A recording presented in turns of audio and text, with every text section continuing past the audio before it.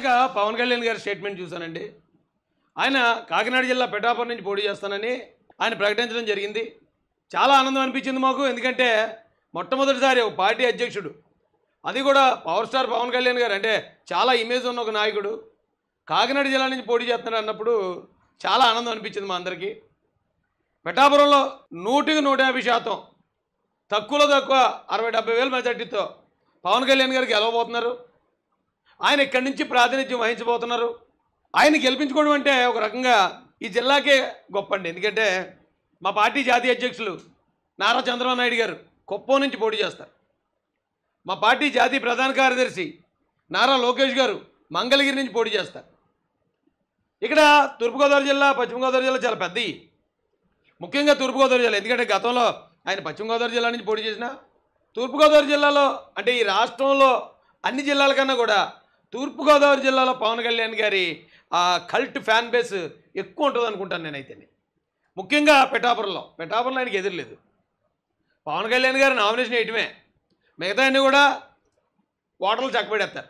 అయితే పొత్తులో భాగంగా కొన్ని సీట్లు జనసేన పార్టీకి, మరికొన్ని సీట్లు తెలుగుదేశం పార్టీకి, మరికొన్ని సీట్లు భారతీయ జనతా పార్టీకి కేటాయించడం జరిగింది. ఏ సీట్లో ఎవరు పోటీ చేయాలనేది అధినేతలు నిర్ణయించారు.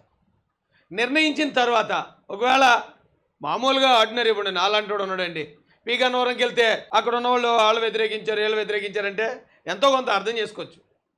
కానీ ఒక పార్టీ అధ్యక్షుడైన పవన్ కళ్యాణ్ అంటే తెలియనోడి దేశంలోనే కాదు, నాకు తెలిసి ప్రపంచంలో చాలా దేశాలు తెలుసు ఆయన. అలాంటి వ్యక్తి వస్తున్నప్పుడు అక్కడ కొంతమంది కార్యకర్తలు జెండాలు తగలబెట్టడం, ఏ చిన్న చిన్న పనులు చేశారట. అది కొంచెం బాధాకరం అనిపించింది నాకు. ఎందుకంటే పొత్తులో భాగంగా రాజోల్ సీట్ని జనసేన పార్టీకి కేటాయించారు తెలుగుదేశం పార్టీ అధినేత నారా చంద్రబాబు నాయుడు గారు. అందుకని అక్కడ ఎప్పటి నుంచో ఉన్న సీనియర్ లీడర్ గొల్లపల్లి సూర్యారావు గారు తెలుగుదేశం పార్టీ దయ వల్ల చాలాసార్లు ఎమ్మెల్యే అయ్యాడు, మంత్రి కూడా చేశాడు. ఆయన పార్టీ దయ వల్ల అంత పేరు ప్రఖ్యాతలు అన్నీ వచ్చాయి కదా. పొత్తులో భాగంగా ఆ సీటు వేరే పార్టీకి కేటాయిస్తే ఆ కారణంగా పార్టీ వదిలిపోయాడు. ఆయనేమి తెలుగుదేశం పార్టీ పోటీ చేస్తుంది, బాబు నువ్వు పక్కలేగు, ఇక ఇంకొక ఆయన వస్తాడు, ఇక నీ సేవలు చాలు మా పార్టీకి అనలే. పొత్తులో భాగంగా అవును ఈ సీటు మనం పోటీ చేస్తున్నాం, ఆ సీటు వాళ్ళకి ఇస్తాం, అల్టిమేట్గా జగన్ రెడ్డిని ఓడించాలి అని త్యాగాలు చేయడానికి పెద్దలు సిద్ధపడి ఉంటే అంత సీనియర్ నాయకుడు కూడా పార్టీ వదిలిపోతానంటాడు. ఈ మరి పొత్తు ధర్మం అంటే ఏంటి? మరి పొత్తు పెట్టుకున్నప్పుడు ఖచ్చితంగా 1-6 త్యాగాలు ఉంటాయి కదా. చూశానండి నేను. చూశాక నాకు కొన్ని విషయాలు అక్కడ ఉన్న ఆ కార్యకర్తలు ఎవరైతే ఉన్నారో, ఏ పార్టీ కార్యకర్తలు అయితేనేమి, ఆ కార్యకర్తలకు చెప్పాలనిపించింది. ఒకసారి న్యూస్ చూడండి మీరు.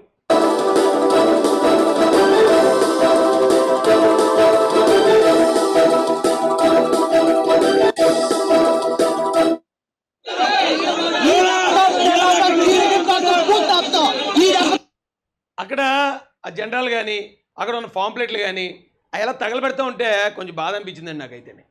అయితే వీళ్ళకి తెలియక వర్మ గారు కూడా బ్యాట్ నేమ్ తెస్తున్నారు అనుకుంటున్నాను నేను. ఎందుకంటానంటే వర్మ గారు గతంలో ఎప్పుడో ఆయన ఆల్రెడీ మాట్లాడాడు. ఆయన మాట అంటే మాటే. ఇప్పుడు ఒక మాట పైకి చెప్పి లోపల ఇంకో పని చేసే రకం కాదు ఆయన. ఒక మాట అన్నాడంటే మాట మీద నిలబడతాడు. ఇప్పుడు ఆయన కోసం మేము ఇగో ఈ చేస్తున్నాం, యాజిటేషన్ చేస్తున్నాం, మేము తెలుగుదేశం పార్టీని ఇలా చేస్తాం అలా చేస్తాం అంటే నేను కొత్తగానే వచ్చి ఉండొచ్చు పార్టీలోకి, కానీ నాకు ఎందుకో బాధ అనిపిస్తుంది. కొన్ని చోట్ల టీడీపీకి సీట్లు ఇస్తే అక్కడ జనసేనలు వ్యతిరేకించినప్పుడు కూడా ఇలాగే బాధ అనిపించింది. అయితే జనసేన గురించి నేను మాట్లాడాను అనుకోండి, అదిగో జనసేన వాళ్ళని రాజేష్ ఇలా విమర్శిస్తున్నాడని మళ్ళీ దానిలో వంకలు ఎత్తుతారు ఈ వైసీపీ వాళ్ళు. దానిలో మళ్ళీ మనకి లింకులు ఎట్టని ట్రై చేస్తారు.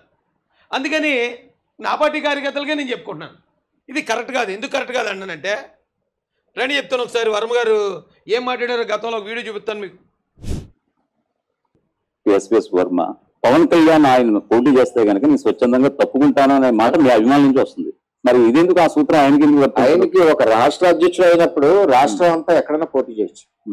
ఇది నేనేమంటున్నానంటే రాష్ట్ర అధ్యక్షుడు అయినప్పుడు అతను ఒక ప్రాంతంలో వెనకబడిన ప్రాంతం ఉండొచ్చు, లేకపోతే ఆ ప్రాంతంలో ఎంత క్లియర్గా చెప్పాడు చూడండి.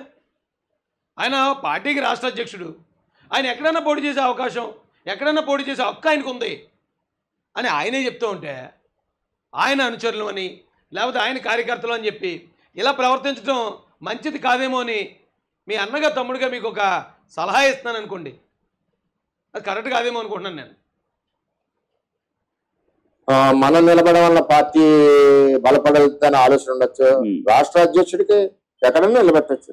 అదిగో సో పవన్ కళ్యాణ్ పోటీ చేస్తే నీ స్వచ్ఛందంగా పవన్ కళ్యాణ్ గారు పోటీ చేస్తే నేను ఆ రోజు చెప్పాను, ఈ రోజు చెప్తున్నాను, ఒక కండిషన్ పెడుతున్నాను, ఆయన పిఠాపురం రాకూడదు. నేను గెలిపించి తీసుకెళ్తాను. బా నేను గెలిపించి బంగారుపల్లిలో పెట్టేస్తాను. బా చూడండి అసలు ఎలాంటి స్టేట్మెంట్ ఇచ్చాడు ఆయన.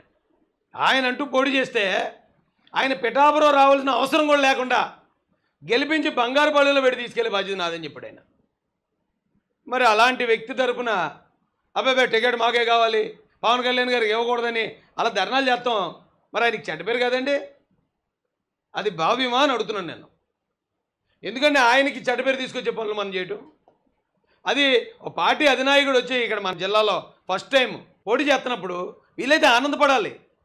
ఆయన ఎంత అతి భారీ మెజార్టీతో గెలిపించి పంపించాలి. ఎందుకంటే ఈ రోజున రాష్ట్రంలో పొత్తానుగానే మన టీడీపీ పార్టీ త్యాగాలు చేసింది, జనసేన పార్టీ కూడా త్యాగాలు చేసింది. రాష్ట్రం కోసం త్యాగాలు చేసే నాయకులు కదండి చంద్రబాబు నాయుడు గారు, లోకేష్ గారు, పవన్ కళ్యాణ్ గారు.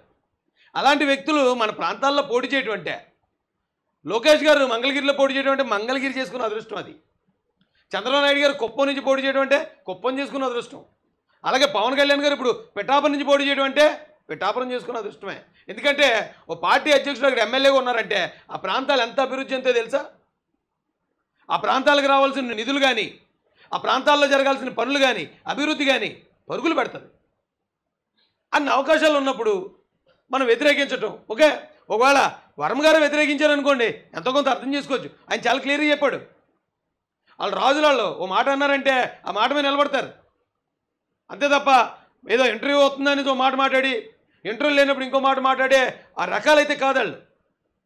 అలాంటి వర్మ గారికి చెడ్డ పేరు తెచ్చేలాగా ఎవరు బిహేవ్ చేయొద్దండి.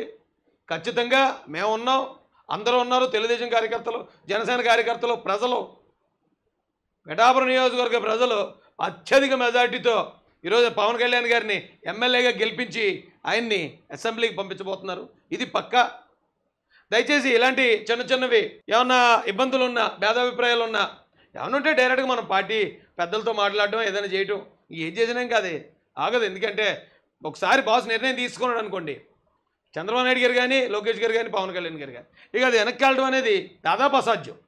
ఇలాంటి పరిస్థితుల్లో మనం పార్టీకి బ్యాట్ అవ్వకుండా, ఎందుకంటే రేపు అధికారంలోకి వచ్చే పార్టీ ఇది టీడీపీ జనసేన కూటమి, మనం బ్యాట్ అవ్వకుండా, అలాగే వర్మ గారికి బ్యాట్ నేమ్ తేకుండా అక్కడ ఉన్న నా అన్నదమ్ములు కొంచెం సంయమనం పాటించాలని హృదయపూర్వకంగా మీ అందరికీ రిక్వెస్ట్ చేస్తున్నాను. అలాగే పవన్ కళ్యాణ్ గారికి హృదయపూర్వక ఆహ్వానం తెలియజేస్తున్నాను. కాకినాడ జిల్లాకి, కాకినాడ జిల్లా మీకోసం ఎదురు చూస్తుంది సార్. మిమ్మల్ని గెలిపించడానికి, మిమ్మల్ని డైరెక్ట్గా చూడడానికి, మీరు ఎన్నికల ప్రచారం తిరుగుతుంటే చూడడానికి. ఎందుకంటే మా చంద్రబాబు నాయుడు గారిని, మా లోకేష్ గారిని చూసే అవకాశం లేదు మాకు ఎన్నికల ప్రచారంలో.